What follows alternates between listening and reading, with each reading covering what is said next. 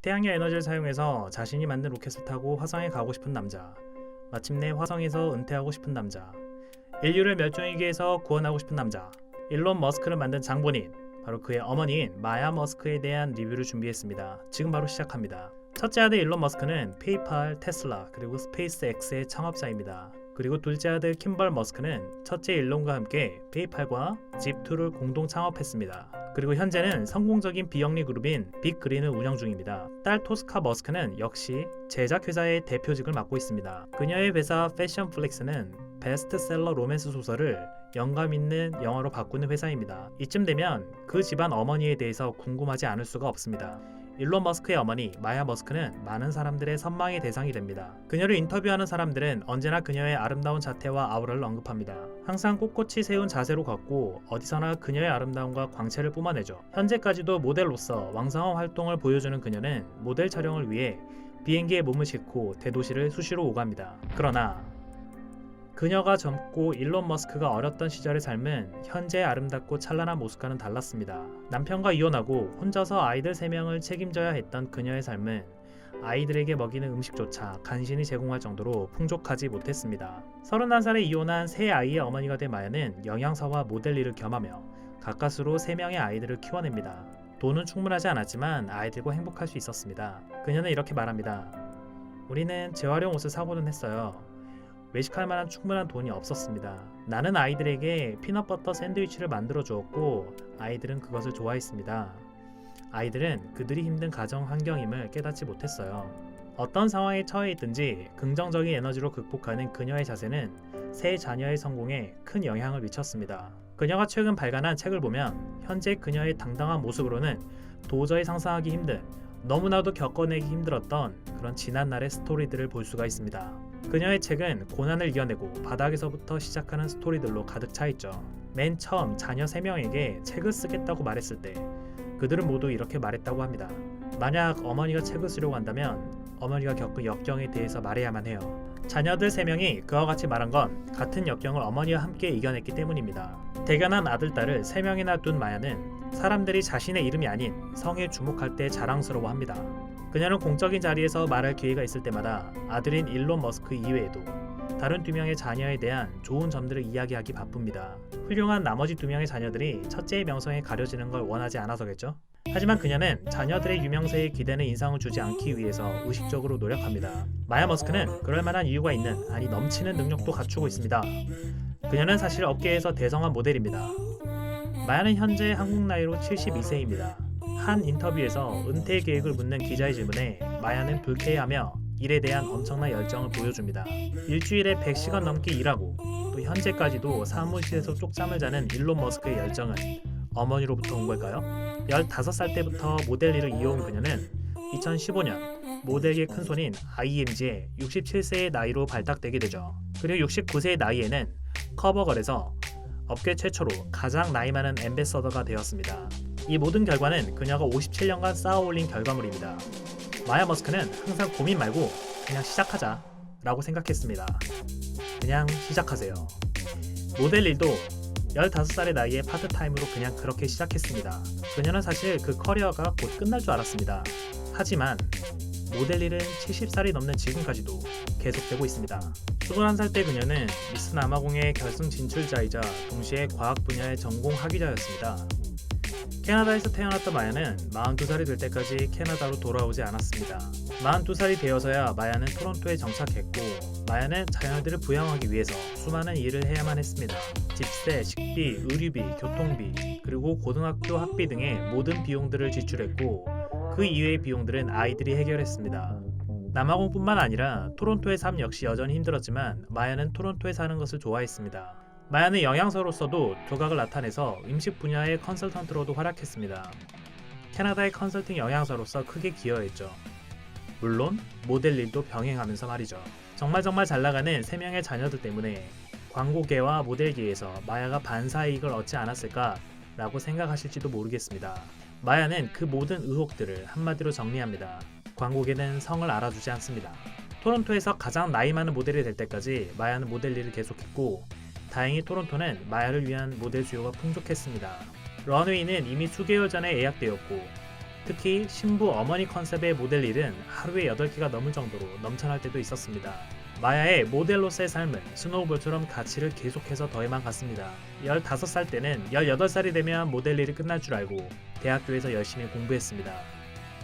나이가 들면서 에이전시는 런웨이와 광고를 병행해달라고 요청했고 마야는 아무도 불러주지 않을 때까지 일했습니다. 그리고 아직까지 마야는 활발히 활동합니다. 오히려 그 어느 때보다 가장 활발하게 활동하고 있습니다. 마야는 나이가 들어가며 어느 순간 염색을 멈췄습니다. 오히려 짧게 머리를 자르고 천연 은발이 찬란하게 빛나게 만들었죠. 마야는 그녀의 새로운 스타일과 함께 버진 아메리카, 조 프레쉬, 타임스퀘어의 빌보드, 엘르, 그리고 뉴욕 매거진, 수많은 뮤직비디오와 광고계를 강타했습니다. 마야 머스크는 이처럼 한번 시작하면 멈추지 않습니다. 모델 일을 하며 과학과 영양학을 공부할 정도로 에너지가 넘치기도 합니다. 아이도 멈추지 않고 3년 동안 한 명씩 연년생으로 3명을 연달아서 낳았습니다. 여러분, 아이는 혼자 낳을 수가 없습니다. 그녀에게도 기억하기 싫은 과거를 안겨준 한 남자가 있습니다. 그의 이름은 바로 에롤 머스크, 일론 머스크의 아버지입니다. 남아공에서 에메랄드 광산을 캐서 성공한 이후에 에롤 머스크는 꽤 부유했던 것 같습니다. 당시엔 현금으로 가득 찬 금고를 닫을 수가 없을 정도였다고 말했으니까요. 그러나 앨런 머스크는 아내와 자식들에게 좋은 아버지는 아니었던 것 같습니다. 앨런 머스크는 아버지를 끔찍한 인간으로 묘사하고 자신이 학대를 당했었다고 회고합니다. 이렇게 마야 머스크와 에롤 머스크의 결혼 생활은 오래지 않아 끝이 났고 1979년도에 이혼하게 됩니다. 마야 머스크와 가족은 프레토리아로부터 더반으로 이사를 했고 그 일은 남편으로부터의 탈출을 의미했습니다. 앨런이 10살이었을 때 그는 그의 아버지와 살겠다고 말했습니다. 왜냐하면 그의 아버지는 마야가 사줄 수 없는 브리테니커 백과사전을 가지고 있었기 때문이죠. 그리고 당시에 정말 보기 힘들었던 컴퓨터도 있었습니다. 일론은 그것을 좋아했죠. 일론이 아버지와 함께 살기를 결심했던 이유 중에 하나는 1980년대 초기에 이혼으로 인한 양육권 분쟁으로 인해서 일론과 킴버리, 아버지와 함께 머물기 위해서 이사해야 했기 때문이기도 합니다. 수많은 지식을 얻을 수 있었고 일론이 좋아하는 컴퓨터를 배우고 사용할 수가 있었지만 아버지로부터는 학대를 당했습니다. 일론 머스크는 현재도 자식들이 할아버지인 에롤 머스크와 대화하는 것조차 꺼립니다.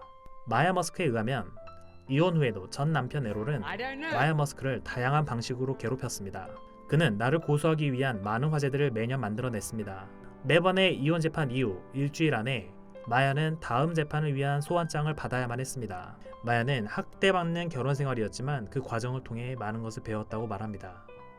마야의 자서전에는 이렇게 쓰여 있습니다. 저의 젊은 시절은 고단했습니다. 심지어 하이에나가 내 얼굴을 물어뜯을 수도 있다는 말 때문에 저는 침낭을 머리 끝까지 올리고 자야만 했습니다. 우리는 역경을 통해서 배웁니다. 당신이 해야만 한 일이라면 그것은 당신이 실제로 하는 일이 되어야만 합니다. 3명의 아이들은 어렸을 때부터 어머니를 적극적으로 도와주었습니다. 싱글맘으로서 마야는 도움이 필요했고 본인이 아이들의 생계를 책임져야 했기 때문에 아이들의 숙제조차 일일이 챙길 수가 없었습니다. 아이들은 스스로 학교에 걸어가거나 버스를 타야 했습니다.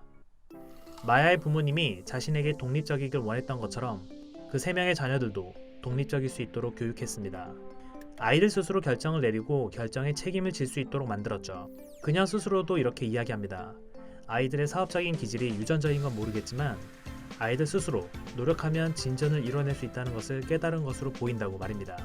마야 머스크는 꾸준함의 힘과 긍정의 힘을 몸소 실천한 강인한 여성입니다. 위험하고 신중하게 살라 바로 머스크 집안의 좌우명입니다. 마야 머스크의 아버지는 언제나 모험을 추구했지만 항상 위험에 대비해야 한다는 사실도 알고 있었습니다. 그리고 그 태도는 마야에게 엄청난 영향을 주었습니다.